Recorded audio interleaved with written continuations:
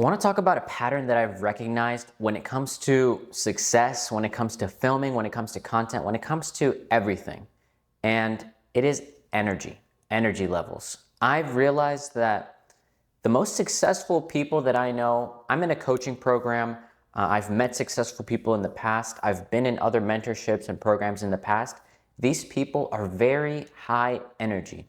Think about the most successful people you know on social media. They most likely also have really high energy. Now, I started picking this up on calls. I would go to these mentorship calls and I realized that the coach or the coaches would always have this really high energy. And I started scrolling on social media as well. These successful business entrepreneurs, they have high energy. And then I started even talking to people that I know and that I'm aware of and that have been successful in, some aspects of life, or that have been successful in content and in business. And I realized that they're also very high energy people. And I want to tell a story that of something that happened to me about 3 or 4 days ago. So I was at my friend's house and we were talking about content. We were talking about my business, and they were wanting to, talk about business in general because, they were starting to think about it, considering doing it once they finish school, etc. And so we start talking about business, and then I go over a really touchy concept for me, which is the culturally ingrained beliefs that we have that are limiting us, especially as a Hispanic person. So, if you're raised in a Hispanic household, you're taught that business is risky. You're taught that it's hard to start a business. You're taught that you're going to fail. You shouldn't start. You shouldn't do it. You're taught that school is the safe route.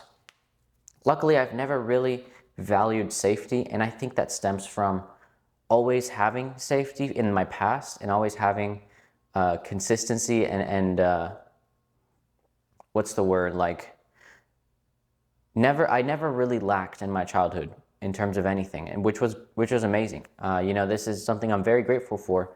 And even though I value that, I'm not like starving for that. Whereas I know a couple of my friends or other people where, that's what they're starving for. That's what they want. They want consistency. They want to have a consistent, steady stream of income. But besides the point, in a Hispanic household, you're taught that the way to go, the path to, of life is you go to college, which in some cultures that's like bonus points, but you go to college, you get a job, you get this good job, and the bigger the company that you're working at, the better, because they have more benefits. And I don't know why. Maybe it's just the videos I consumed growing up, or maybe it's just the way I am. I never found that to be appealing to me. I always thought that was kind of boring. I always thought, what's the fun in that? I've seen, because of social media, a lot more is visible. The lives of people 10, 20, 30, 50 years ahead of us, how they think, what they believe, and, the lives that they led.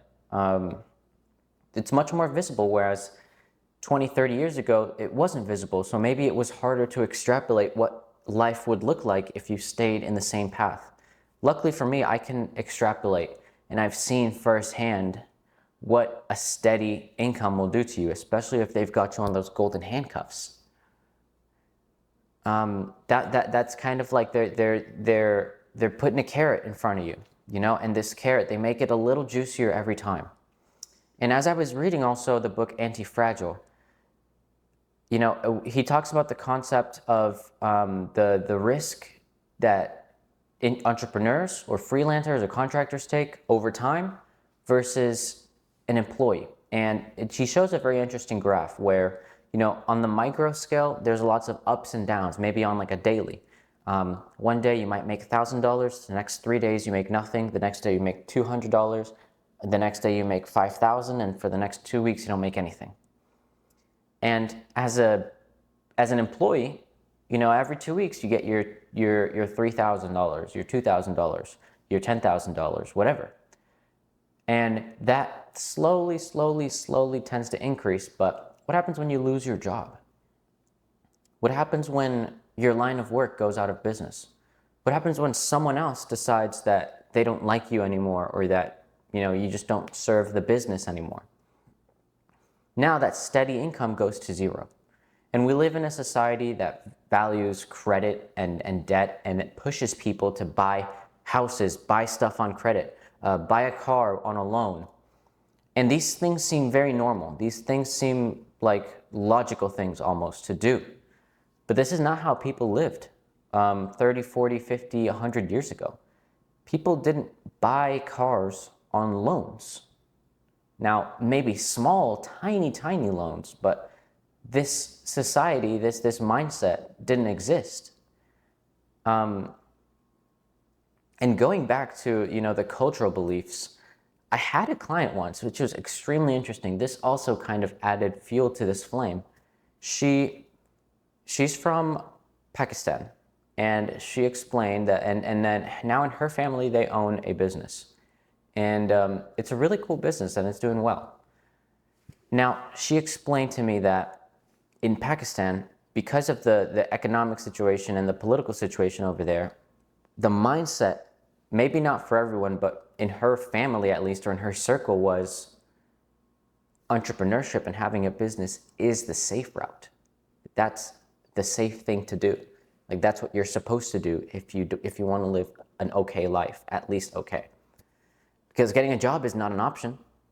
And I thought to myself, wow, that's so amazing how it's completely flipped in, Hispanic culture, or in maybe tons of other cultures. They see the risky option as starting a business. But I think viewing risk also, the way we view risk, especially in the US, is really bad. It's really exaggerated. Most of the perceived risk, I should say, is not real. You can go bankrupt. You're not going to go to jail.